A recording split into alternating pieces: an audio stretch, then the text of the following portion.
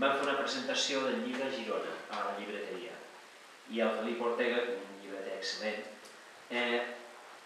va organitzar la presentació de manera que hi havia una noia russa perquè és professora de rus a l'Escola Oficial d'Idiomes, i vam fer un tete-a-tete, vam estar allà parlant de què hi havia trobat ella, què hi havia volgut fer jo, i va haver-hi un moment que per fer encara més ficció la cosa vaig dir, clar, no sabem, vostès no saben si l'Anna Golubiadnikova és realment russa o si és una actriu. Clar, la sorpresa és que jo ho vaig dir com una cosa que era molt evident que no ho era, que era russa, i em trobo a la revista de Girona que diu, l'actriu russa. Dic, a veure... Era el petit conte que dèiem, el Pere Real i el que... Clar, què pot ser? També una cosa que sí que voldria és... I això és una cosa que s'hauria de donar així per descomptat, però jo no soc un especialista en absolutament res de Rússia. Jo no m'he volgut mai, no m'he presentat mai així i em sembla que la gent que em coneix també ho pot. No he intentat passar per especialista ni en història, ni en llengua, ni en literatura, ni en res. Jo soc un diletant. Soc un aficionat en el bon i en el sentit també dolent de la paraula, però penso que no ens dona per més el temps que tenim per dedicar-hi a les coses. Aleshores, jo tinc una estima real per la cultura i per tot el que ha passat a Rússia i soc un coneixedor, potser diguéssim, una mica avantatjat, però res més que això. Tampoc no he volgut passar d'aquí. I em sembla que això és interessant dir-ho perquè penso que de vegades més coneixement no vol dir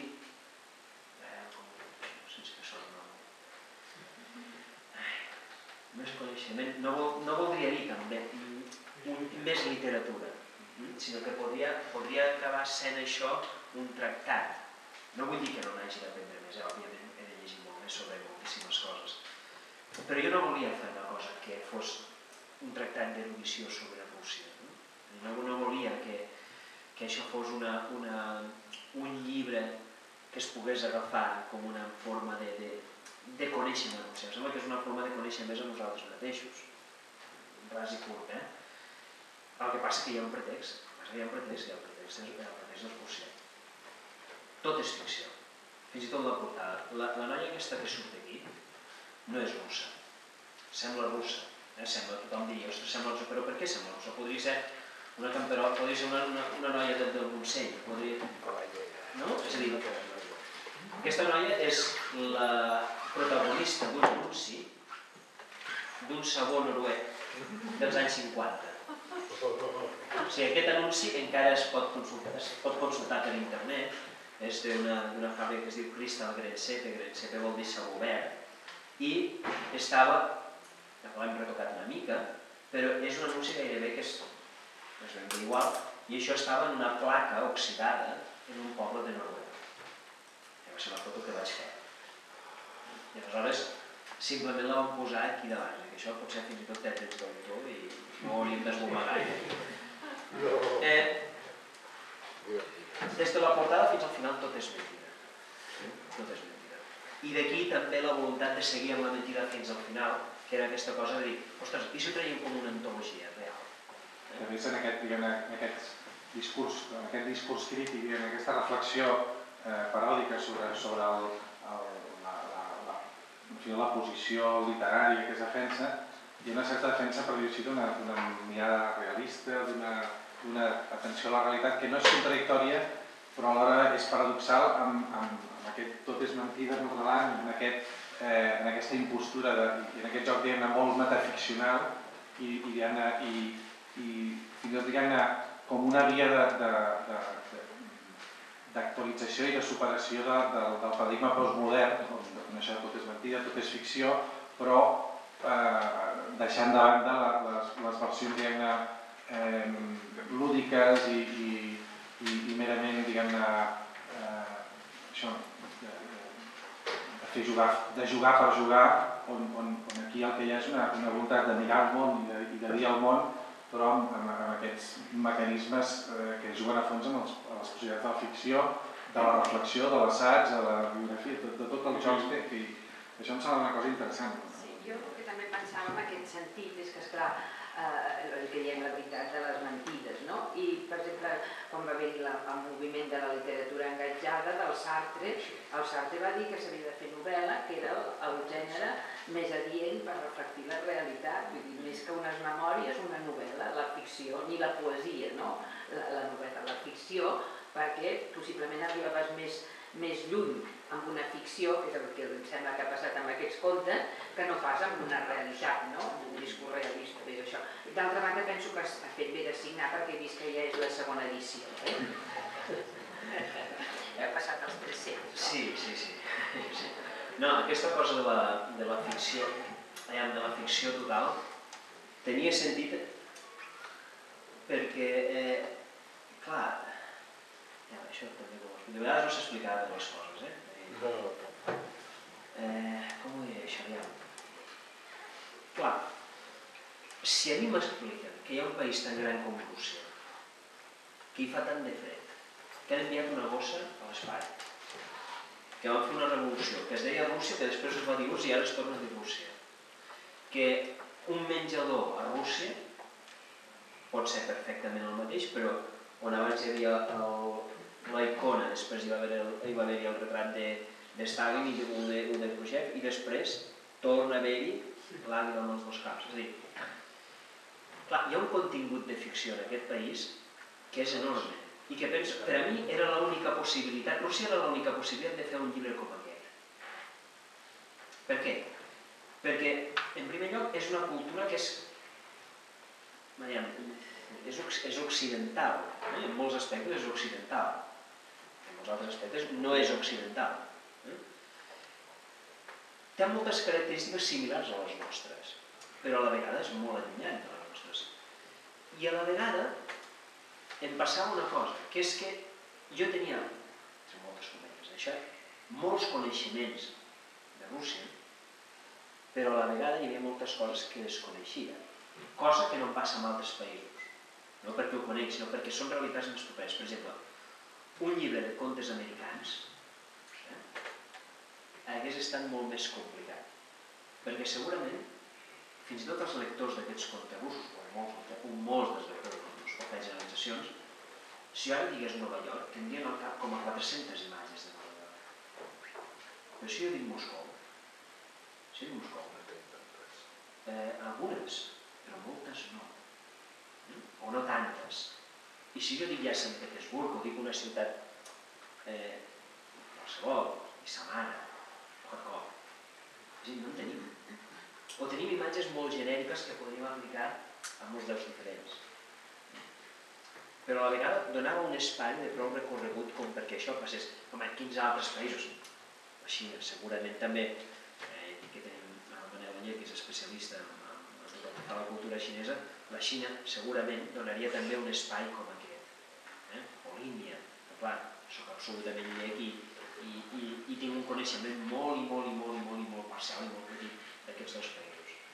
A més, passava una cosa que és que durant molt de temps, i això va ser una evidència que la vaig tenir molt marcada, que era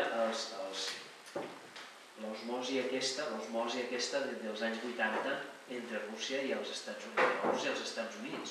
Ara sembla que sigui el Pleistocè, però jo tinc un record molt viu de la presència mediàtica de l'abús a la quotidianitat del nostre país. És a dir, potser jo és que tenia un pare que era comunista, però el cas és que tu miraves la tele i sortia l'abús. Ara ha quedat reduït la presència que seria un 5% de les notícies que venen d'allà, però aleshores era gairebé notícia per obrir un noticiari. Clar, això s'ajuntava també amb aquesta cosmovisió completa que tenies dels Estats Units, que gairebé podries recitar tots els estats de la Unió, començo per dalt i ja l'estat de Washington començaria del pot. És a dir, podries recitar-lo, si no els 50 en recitaries doncs 40, però si t'amiguessin si et sona els sabies. Podries reconèixer els paisatges dels Estats Units amb tota la cosmovisió que tenen. Però esclar, tenies com una altra part del món que deies, això no existeix, existeix d'una altra manera. Clar, hi havia com molts elements que et permetien agafar-te aquesta cosa de Rússia, i aquesta cosa de la mirada com una mirada de ficció, o que allà on t'arribava la informació l'acabaves omplint. I coses fins i tot biogràfiques en el sentit d'allò que deia de l'educació sentimental i ideològica, clar. Seguí és un poble de 1.600 habitants. Quan jo era petit, la biblioteca de Seguí era més aviat petita. Ara també continua sent petita.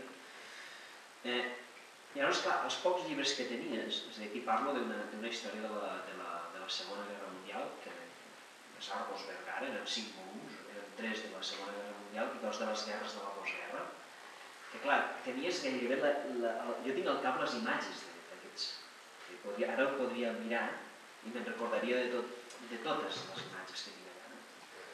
Clar, això s'havia d'omplir de contingut, i mica en mica ha estat a mesura que s'han anat llegint, això que deia la Carme, no tant història també, però també ficció. És impossible, penso que és impossible entendre la revolució sense entendre Dostoievski, per exemple, o sense entendre Tolstoi.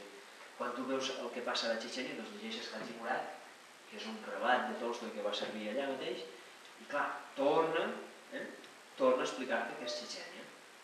Clar, no es pot acabar d'entendre com han funcionat les relacions els discursos entre nacionalisme i no nacionalisme, entre nacions petites i nacions grans, si no entens també tot el que ha passat allà, és a dir, el que va passar a la Primera Guerra Mundial. Clar, tot això configura un mapa que, si per alguna cosa s'ha donat, és per la ficció. És per fer-hi comptes. Potser podem obrir ara, si algú té comentaris, dubtes, preguntes, qualsevol cosa. Faci-ho fora. Vostè no hi ha anat. No, jo no hi he anat a Rússia. No, jo no hi he preguntat. No ho sé. Fa molt de por. Jo m'ha semblat. No he llegit tot el llibre, però m'ha semblat que vostè no hi ha estat. Perquè està tan ben explicat que, esclar, fuig de la realitat. Bueno, de la realitat, no sé. De la història. Això potser allò de... Home, hi ha una referència, per exemple, aquest que juga escacs.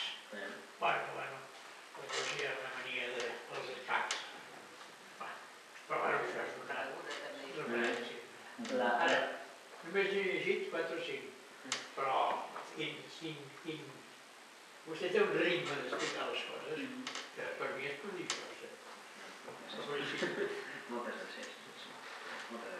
Va haver-hi una cosa, si m'ho permet. I es veu que és d'un autor, Mani. Es veu que és d'un autor, Tampoc no vol dir, vostè no vol dir que aquest, com allò que pertanyia a Pessoa, que el Campos era tot emoció, l'altre tot era aquell altre del pastor. Cap a Reis. Aquest jugava, al final se fotia de tot. Suposo, Suposo que vostè també, perquè hi ha un humor a tot arreu. Sí, de fet això és una cosa irònica. Quan aquí a Girona em van proposar fer la presentació amb una noia russa, jo li asseguro que vaig passar una mala tarda. Clar, perquè dius, ostres, jo esperava que això no passés, no? No, però... És fàcil dir-ho ara així, no? Però dius, ostres, ben neguit, aviam què dirà aquesta persona, no? Aleshores, el que ella em va dir és que ella el que agraïa, en primer lloc, és que jo no jutjava, que no feia un judici, suposo que ella, clar, com que tot el que... A més aviat són notícies negatives, amb un pes, amb unes connotacions que no són de vegades agradables, doncs ella em va dir això, que jo no jutjava, és evident. Com a autor no pots jutjar, no pots fer moralitat. Són altres els mecanismes del judici moral que implica la ficció. Això és una altra història, no?